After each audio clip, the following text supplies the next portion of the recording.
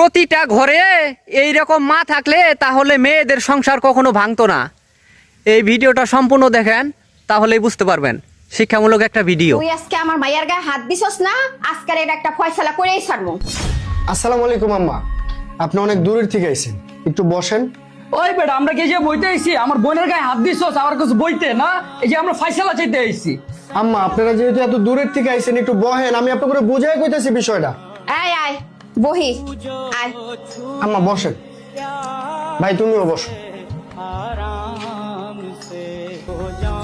আম্মা, আমার নামে বিচার দিয়ে আপনি করে নিয়ে আসছে, আশা করি আপনারা সবকিছুই জানেন। বাবা, আমি সবকিছুই জানি, তারপরও তোমার মুখ থেকে আমি শুনতে চাই, এর জন্যই এত কষ্ট করে আসছি। আম্মু, তুমি কি এগুলি শুনতে আসছো? যেটা করতে আসছো সেটা করো, আমি ওর ভাত খাবো না। দেখছেন আম্মা, আপনার মাইয়া আপনার সামনে আমার লাগে কিভাবে ব্যবহারটা করতেছে। এই, তোমার সাথে আমি কিভাবে কথা বলবো?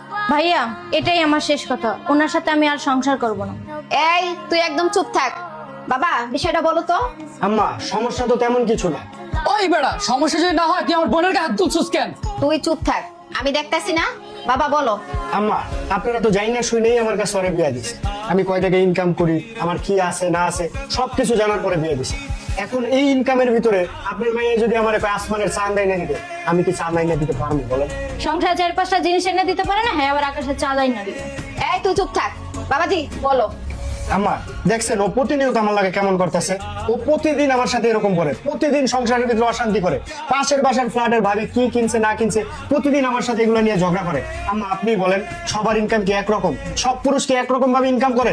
কখনোই করে না। আমার যা ইনকাম আছে আপনি তো তা নিয়ে সন্তুষ্ট থাকতে হইব, কিন্তু আপনার মাইয়া কোনোদিন সন্তুষ্ট থাকে না, সব সময় সংসারে একটা অশান্তি করতেই থাকে। আম্মা, এরকম ভাবে তো সংসার করা যায় না। আম্মা, আম্মা আপনি তো জানেনই আমার বাপ মানে আমার বিয়ের পরের থেকে আপনারই আমি সবকিছু মানি। আর আম্মা, আপনার মায়ের পরের জিনিসের উপরে লোভ করে, এর লিগে আমি রাগ হয়ে রাগের মাথা ওরে আমি মারছি। এই কারণে যদি আমি কোনো ভুল করে থাকি আম্মা, আপনি আমার দয়া করে মাফ করে দেন।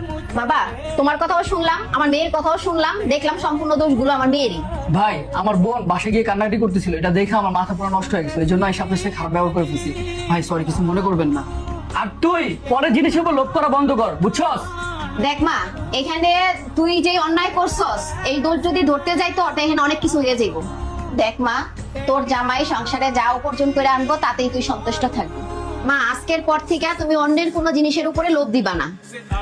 নেক্সটে যদি তুমি জামাইয়ের সাথে কোনো ঝামেলা করে আমার বাসায় যাও, তাহলে আমার বাসায় তোমার কোনো জায়গা নাই। আর আমি তোমাকে মেয়ে বলে কোনোদিনও পরিচয় দিব না, এটাই আমার শেষ কথা। প্রতিটি ঘরে এরকম মা থাকলে মেয়েদের সংসার আর ভাঙতো না। ভিডিওটি ভালো লাগলে লাইক কমেন্ট শেয়ার করে পাশে থাকবেন। ধন্যবাদ।